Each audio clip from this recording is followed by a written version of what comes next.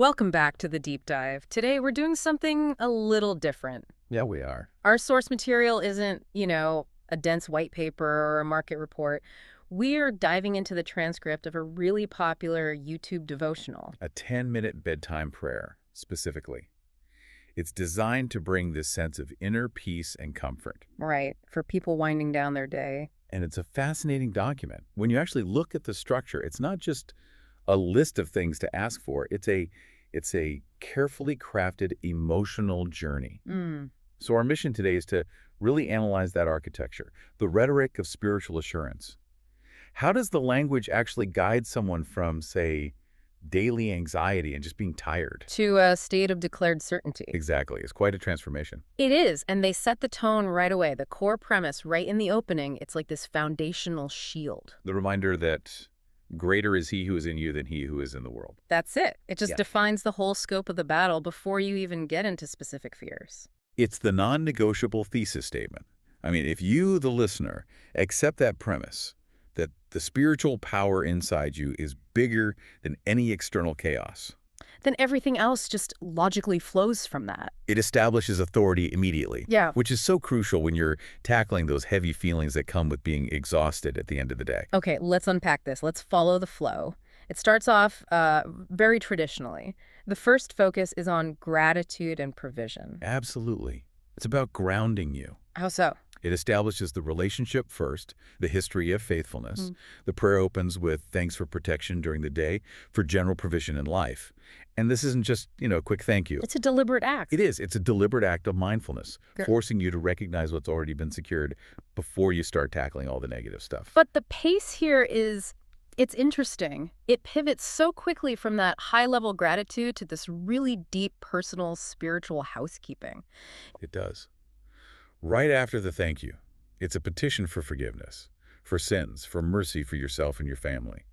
So why that rush? Why the immediate jump to confession? Well, that pivot is a critical part of the psychological reset.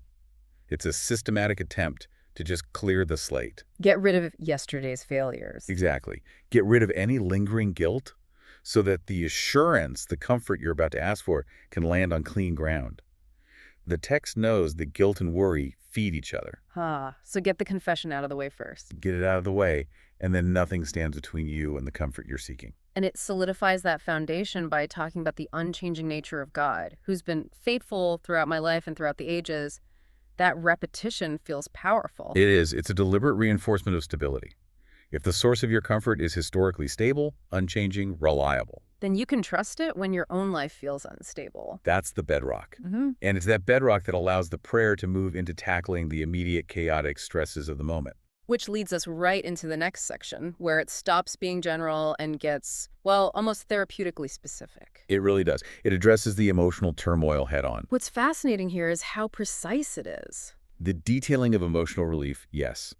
It doesn't just ask for general calmness, it actually dissects the anxiety into its parts, which is a known technique for reducing stress.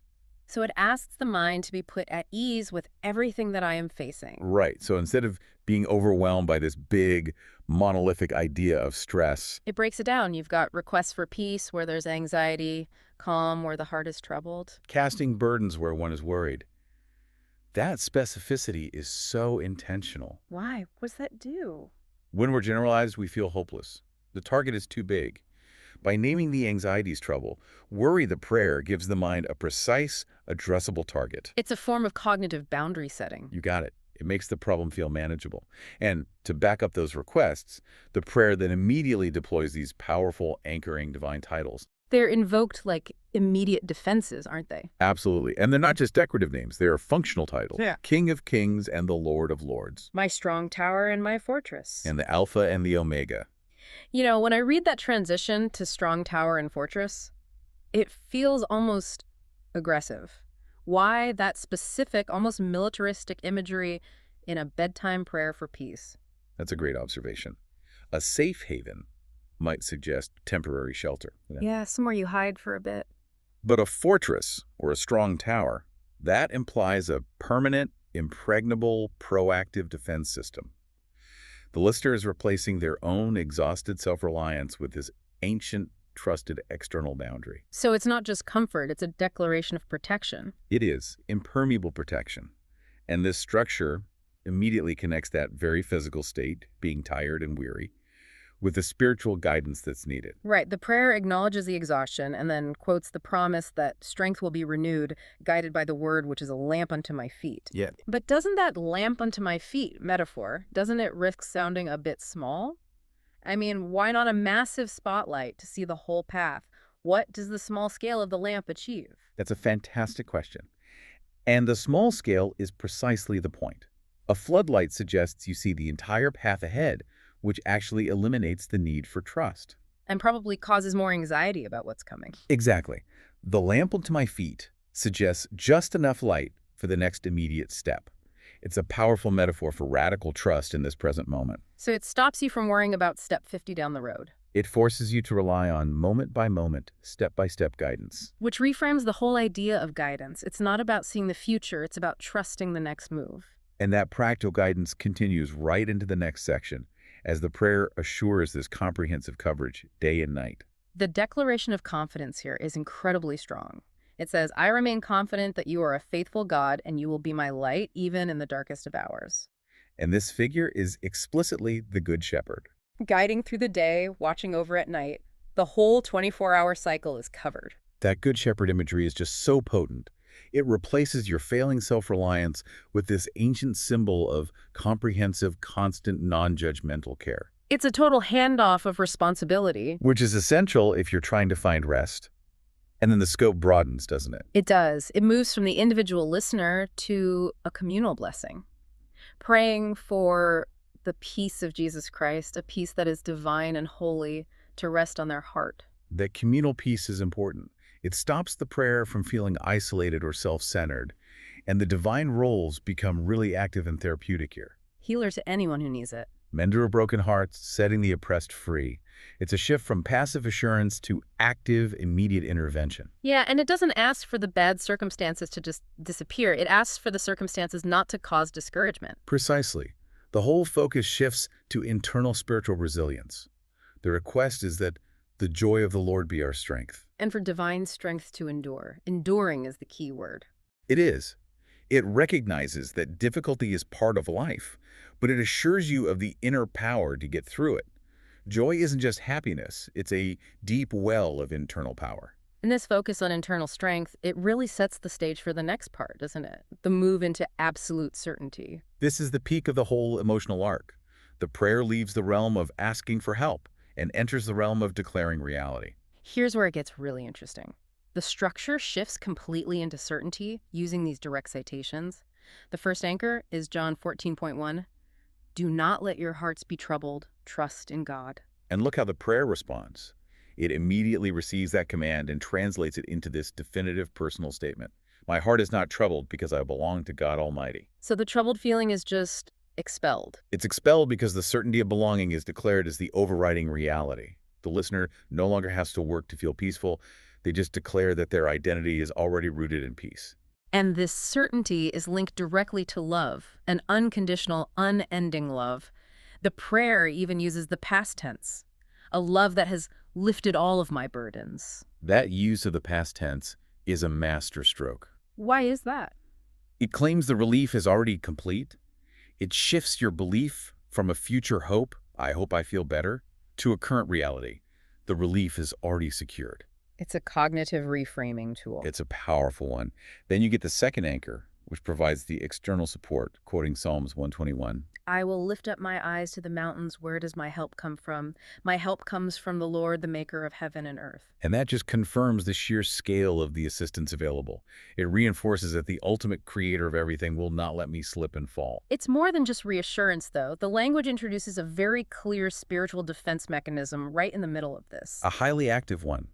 It asks for the Holy Presence to flood emotions and for the blood of Jesus to remove every negative thought. And every spear that is not from you, God. That language provides an immediate, active tool you can use to interrupt negative thought cycles.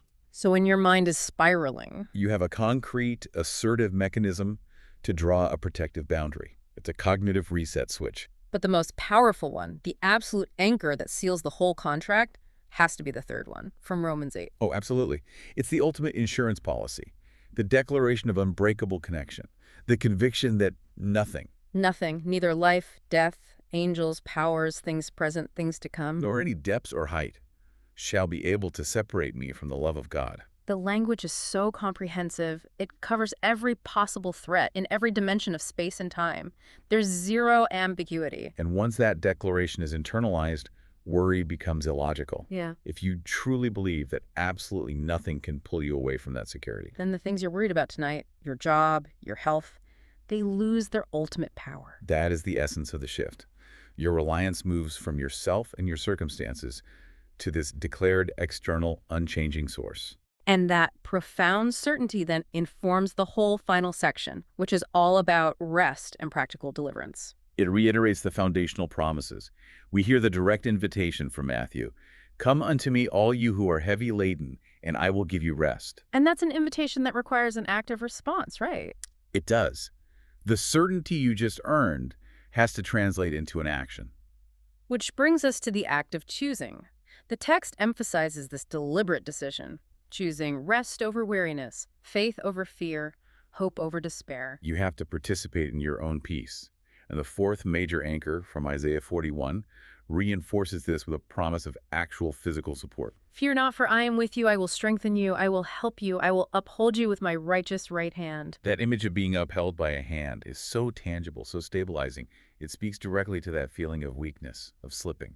And it speaks directly to life's trials, assuring that when you pass through waters or fire, you won't be overwhelmed. It acknowledges the hardship is inevitable, the waters and the fire are real, but it guarantees safety during the trial. It offers durable security, not easy circumstances. The closing statements then wrap it all up in this comprehensive healing request, emotional, mental, physical. But crucially, the prayer doesn't end with a gentle appeal. It finishes with a series of definitive, assertive statements. This is the final, powerful declaration of removal. Based on all that established power and security, the listener now commands their emotional state. They assert, I declare that depression must go. Pain and sadness must go. Anxiety and worry must go. They're commanded to leave. It's the ultimate cognitive reset. Your emotional state becomes a matter of declaration, not just feeling. So, to summarize the journey of this deep dive, this 10-minute prayer is a comprehensive spiritual and psychological reset. It moves you from acknowledging fatigue, through gratitude, to a state of absolute declared certainty. It's an incredibly deliberate trajectory. So what does this all mean for you, the listener? It means this structure is intentionally designed to shift where you place your reliance. The text closes by stressing the need to rely fully on the divine. As we fix our eyes on Jesus, we lift up our faith. And that security is tied to the promise to meet every need according to your glorious riches, guaranteeing that internal peace. It is well with our souls. Yes. The fascinating takeaway here is that transformation. The prayer moves from asking for help to declaring certainty, like that Romans 8 declaration. Yeah. So here's the thought to leave you with. If you truly accept that absolute declared control, that nothing can separate you from that love and security, how does that fundamentally reshape the nature of future challenges? Right. Think about that relationship between fear and certainty the next time you face a health worry or a long-term financial problem. If separation is impossible, what does the fear really have left to hold on to?